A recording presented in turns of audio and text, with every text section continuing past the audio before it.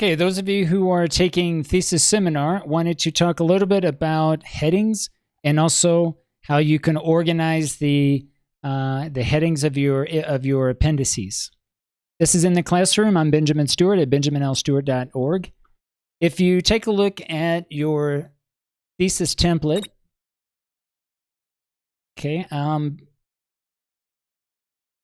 oops, sorry about that. So yeah, taking a look at our template for writing a thesis paper.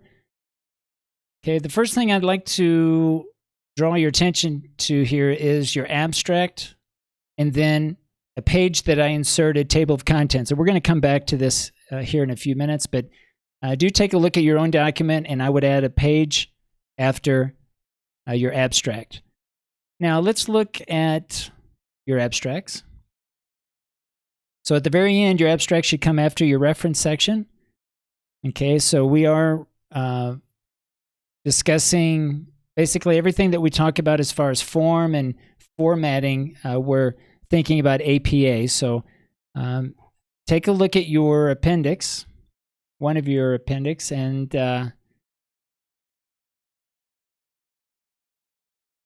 take a look here where you have the title. All right, so remember that each of your instruments, each document, maybe a questionnaire that you're going to include in your appendices section, that in your appendix section, I should say, make sure that you have this as a heading 1. So take a look under this drop-down menu. Okay, these are all of your styles. And we're going to primarily focus on heading 1 and heading 2. All right, so our Appendix A title is going to be a level 1 heading according to APA. So go up here and select heading 1. Now, to be able to, what I would recommend is I would first select it, make sure that it's Times New Roman font size 12, and it's in bold. And then when you come down here to level 1 heading, I would click Update Heading 1 to match.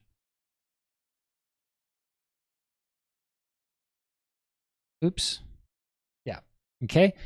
So again, select the text, go to Styles, Heading 1, and click Update Heading 1 to match. If you don't do this, whatever style that you have already preset here is going to replace the style that you have here. So we want to maintain the same font size and type. So Times New Roman font size 12, make sure it's centered to the text, make sure it's in bold, and also take note of your slider bars to make sure that they're all the way to the left here. So you don't have, for example, you know, anything slid over to the top there. Okay, so kind of messed that up a little bit. All right, so this is going to be your first heading. Now, below Appendix A, I'm going to include the title, the name of whatever it is in this appendix. So let's say that it's a student questionnaire. So I have the title of whatever it is. It could be an observation sheet. It could be an interview guide for the teacher. It could be an interview guide for focus group. Whatever it is, give it a title. Make sure it's, notice just one space, one double space below the level 1 heading. You can also double check your line spacing, making sure that it's double spaced, making sure that there's no additional space between paragraphs. Then select your text and then go back up here to styles and do the same thing, but now we're going to label this a level or a heading 2. Make sure you click Update Heading 2 to match. Okay, so notice it didn't change the font type or the size, but notice here when we click on this line, it says level 2, or heading 2, I should say, and Appendix A. Okay, now looks like something went wrong here because it says normal text, which is not what we want. So let's select it again. Heading 1, update to match.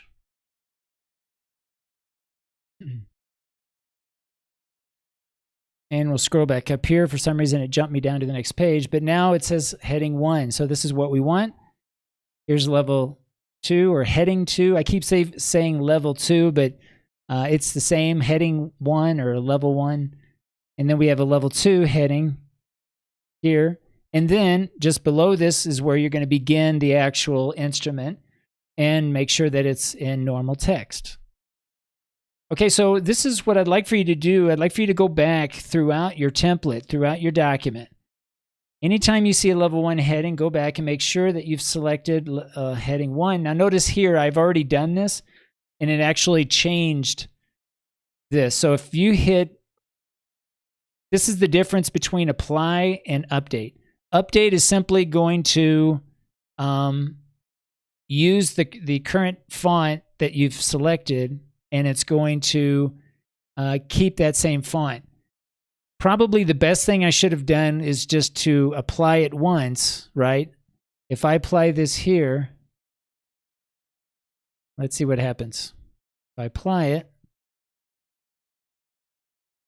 and let's say that I want to, just a test here, put some text here, select it, and okay, so now it's replaced it. So now you'll notice here that now the Times New Roman font size 12 style has been replaced.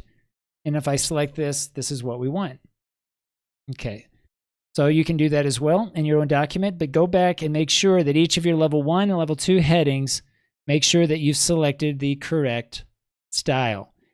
Now, some of you are going to have a level 3 heading that's going to be within your literature review sections and perhaps even the results and discussion section. I would not worry about assigning a level 3 heading to a style. Okay, so you'll have a level 3 heading, but keep it as normal text. And the reason that I suggest that is because let's go now to our table of contents. So remember, we have inserted our table of contents after the abstract. Now you may ask, well, why do we need, is it important that we have the abstract before the table of contents, or should we include the abstract within the table of contents? And this is my justification, my reasoning, because I've seen it both ways.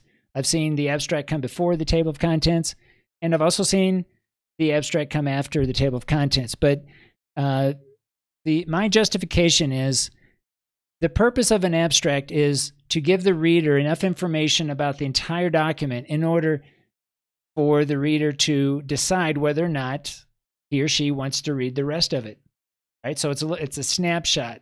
It's an overview of the entire document, right? The problem being researched, any details about the methodology, the findings, conclusions, all of that information needs to be within a 150 to 250 word abstract. So my point, my rationale or reasoning behind asking you all to include the abstract before the table of contents is simply to have the abstract there. If someone doesn't want to read the paper after having read the abstract, why have them even consider looking at the table of contents, right? If you have the table of contents first, you're really forcing them to read all of the details from the table of contents without really knowing the gist of your paper. To get the gist, they need to read the abstract.